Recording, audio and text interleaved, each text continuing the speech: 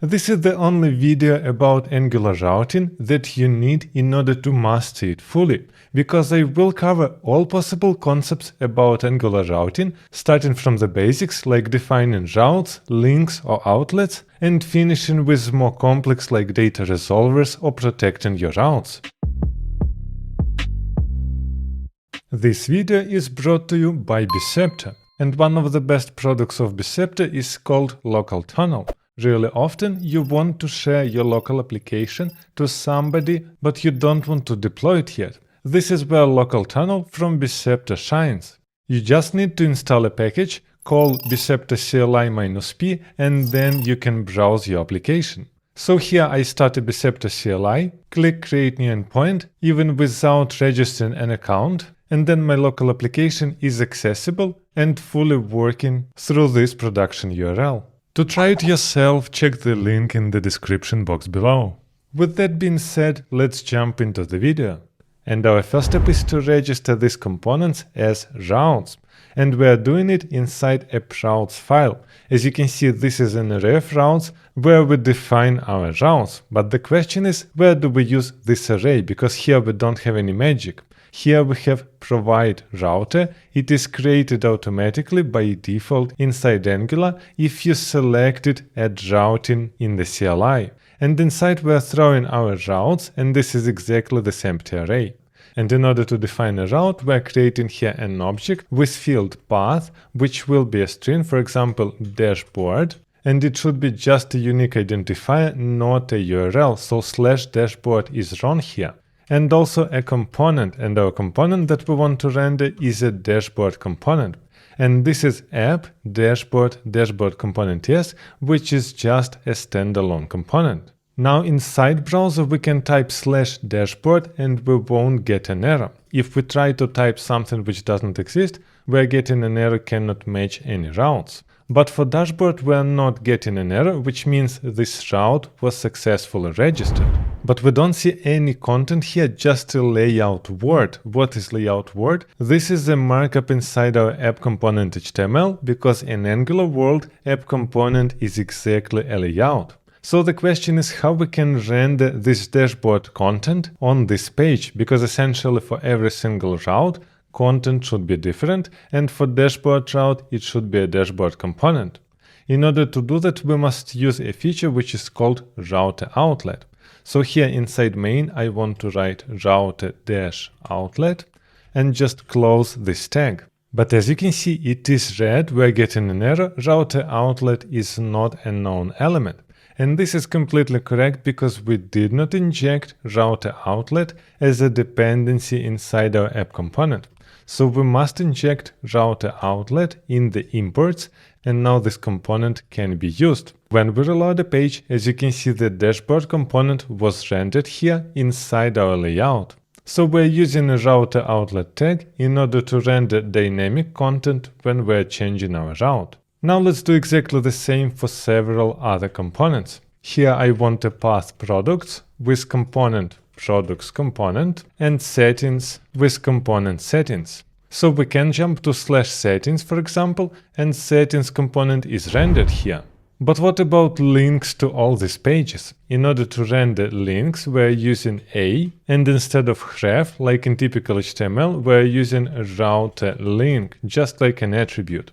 And here inside we're providing a URL. It will be /dashboard. And inside tag we can just write dashboard. Now I want to do exactly the same for our products URL and for our settings. As you can see in browser, these links are there, but they are not really working. We can't click on them, nothing is changed, and they don't have a URL. Why it happens? We did not import router link module inside our app component. So here in imports, we must add router link. And now in browser, all these links are working and they have a URL, so we can jump between them, and as you can see, our content changes. And here is an extremely important point for you, because if you don't remember it, you will get bugs later. So you must remember that the order of routes is extremely important. Angular checks routes one by one, which means here the first route is dashboard. If the second route is also dashboard, then it will just pick the first route, will render this component, and that's it.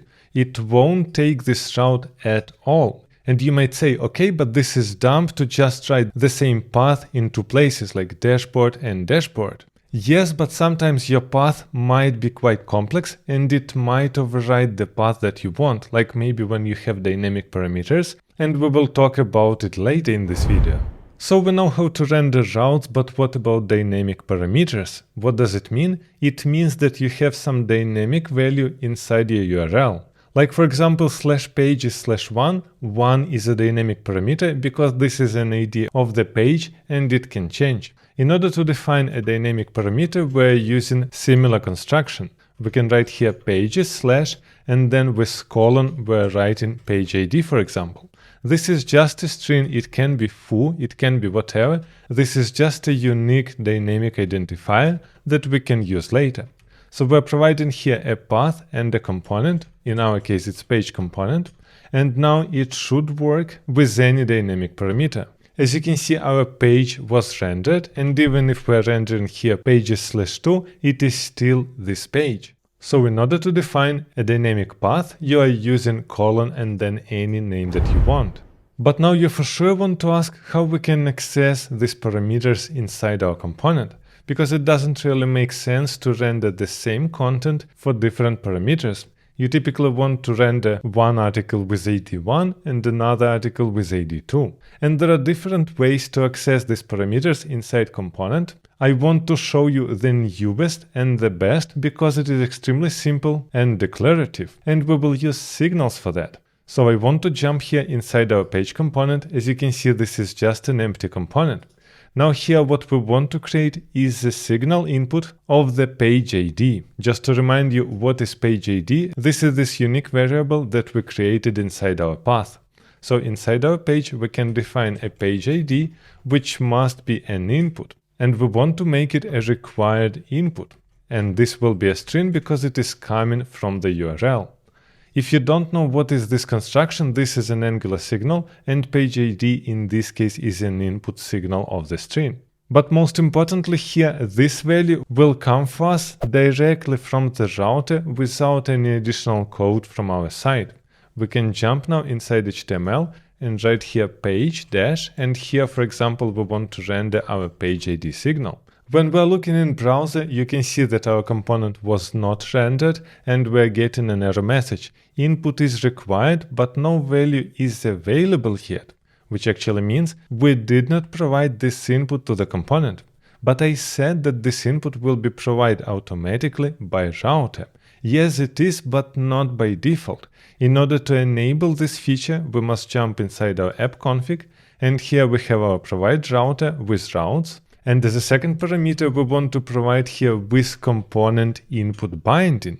And this is exactly an additional feature which forces Angular router to provide all these fields inside our component. As you can see now it is working, we're getting page/2, and this is just with a single liner. And previously you would write much more code inside Angular, but it was really improved with signals. And in exactly the same way, like we're reading our parameters of the URL, we can read query parameters of the URL.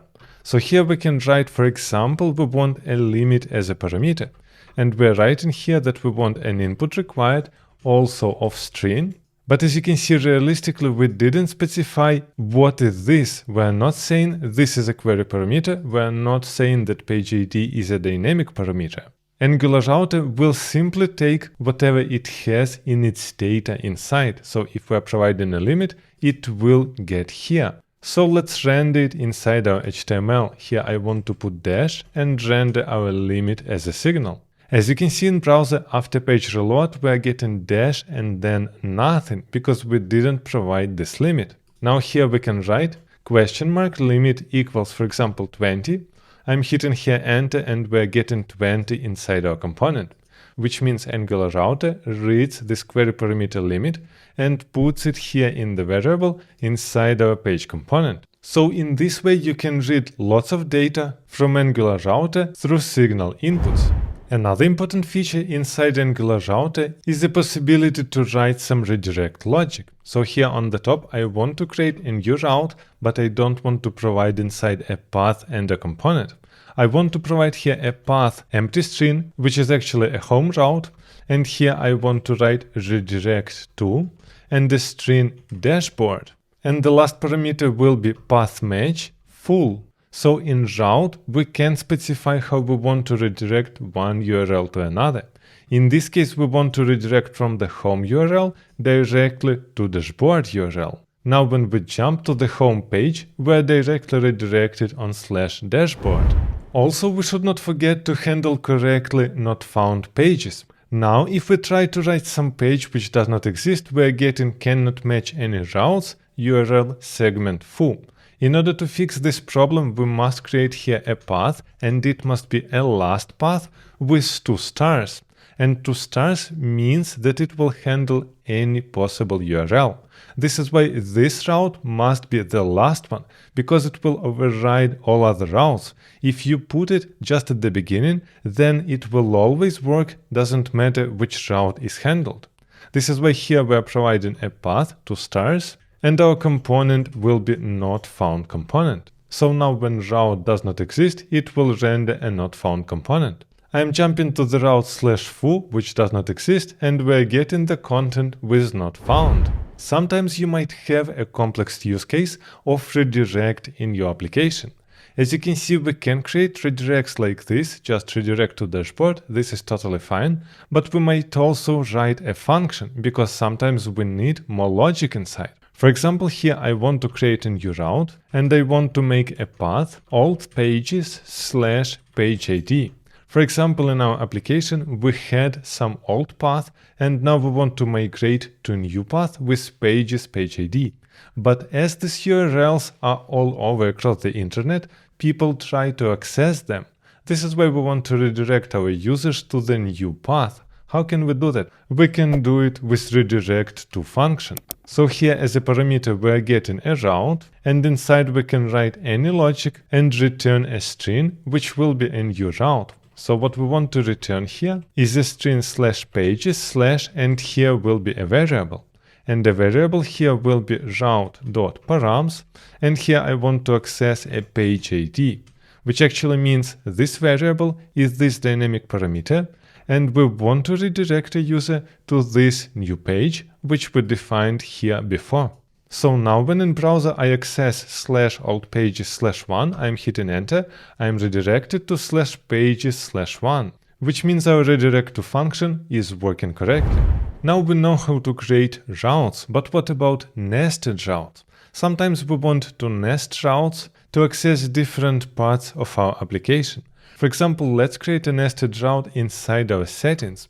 And in order to do that, we just need to create a property children, which will be an array of routes. So here again, we're creating a route like before with path. It will be, for example, profile. And here will be a component, settings profile component. Most importantly, here in the path, we don't write something like settings/profile. It will be always settings from the parent and then profile. As you can see in browser, we can write /settings/profile, but only settings page is being rendered. Why that? Let's jump inside our settings page. This is our h2, but inside main our child is not rendered. Why that? We must also use here router outlet, just like we did inside our app component. And again, as you can see, it is red, we can't use it because we didn't inject it inside our imports. So here let's add router outlet. Now in browser you can see that we are not rendering only settings but also profile information, which is a child component. But most importantly, we can still jump to /settings and then only parent component will be rendered. Now let's add a link for our profile and see if we have a problem. So I want to copy this router link and do /settings/profile, and the name will be profile.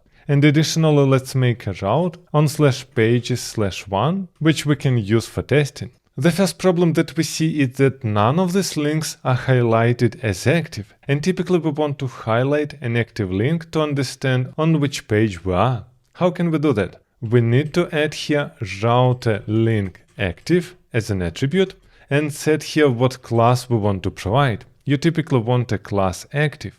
Now I want to copy paste this code to every single A, but it won't be enough because we must jump inside our app component and add here one more import, and it will be router link active. As you can see now, our active link is highlighted, where on settings it is red, where jumping to dashboard is red. But here is a problem. I'm jumping to profile, and as you can see, both profile and settings is highlighted. Why does it happen? By default, Angular does not compare full match, which actually means settings profile and settings are partially matched and Angular highlights them. This is not good for us. This is why we can add an additional option for settings. We can add here a property, router link active options, and we're providing an object with value exact true. And with this option, it will do a full match. As you can see now, we're on the profile and settings URL is not highlighted. One more important feature is programmatic navigation. This is when you have some event and you want to trigger router change. How can we do that? So inside dashboard, I have a button, and here I want to add a click event, and I want to call a function go to products page. Now let's implement this function. So here inside dashboard will be this function, and we want to trigger navigation here. And in order to do that, we must access a router. This is why we must inject a router by using inject and a router. Now we have full access to the router, and we can write this .router.navigate by URL, and inside we are passing a URL. It is really a URL starting with slash, so it must be /products. So here we can click on Go to Products button now, and we're redirected on products. But sometimes navigate by URL is not really nice for you because you want to provide some variable inside. And you can easily do that by using not navigate by URL, but just navigate. But what you must provide inside is an array. So here I can just write products as an element of the array, and it will still work. But the main point is that here you can concatenate it how you want. So you can write several arguments, even a variable, and it will concatenate all elements. So I'm clicking go to product, and now the URL is /products/ and then all the strings that I wrote inside this array. Another important functionality is lazy loading of the routes. What lazy loading allows us to do is load a component only when we access this route and not bundle everything together. So here, for example, for products, instead of the component, we can provide load component function, and this is a function which returns an import. And inside this import, we are providing a path to our component. In our case, it's products component. Now we are writing then. We have here access to the file, and we want to return exactly products component here, which actually means this is how we are doing lazy loading in comparison with just normal component. Now let's look on the differences. Here I am inside dashboard, and I completely cleaned my network. Now I am jumping to the products, and as you can see, we loaded a chunk of data. And inside we can see that this is exactly the products component, which was loaded only after we accessed this route, which actually means it is loaded separately and is not included in the main bundle. And lazy loading is extremely important if you want to make your bundle smaller and your application faster. Now we must understand how to restrict accessing to some pages in Angular. And in order to do that, we are using guards. So what is a guard? This is just a special function which will check your access before you can get to the route. And this is how it looks like. Here I have already written auth guard, which is just a function, and this function returns either observable of true or false. We're injecting inside current user service, and we're checking current user data, and if we have current user data inside, then we allow access to this route because we're returning true. If not, then here we're navigating a user to the home page and we're returning false. And in order to use now this word, we can jump inside our routes and add it here, for example, for settings. We need a property can activate, and this is an array where inside we're throwing our word. Now here I can't access this settings page because my user is not logged in. Only after logging in, I can click on Settings page and access Settings and its child profile. And the last feature that you need to know about Angular Router is a resolver. So what is resolver? It can resolve some data or make some API call before you access this route. This is how it looks like. It is just a function, page resolver, and it returns for you some data. Typically, you will use an observable because you want to make an API call. In this case here, we're reading some parameters of the route and we're returning this object. Now we can jump inside our app routes and add to our pages a resolver. So here will be a resolve function and it is an object. And inside we can say that we want a property page and we will get it by using our page resolver, which actually means this field page will be resolved and will be available for us in the component. Now we can jump to this component and use in the same way Angular signals to access this data. We can write here that we are getting a page through input.required, and we can specify the format here. It will be an object with page ID, which is a string, and name will also be a string. Now here we are sure that we get all this page information and we can render it inside our HTML.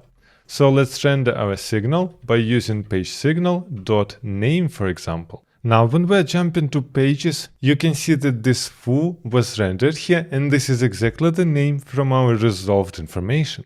This was a lot of information for you, but if you still feel like you don't know what you are doing and you really want to implement an Angular project from start to the end, make sure to check this video where we are doing exactly that.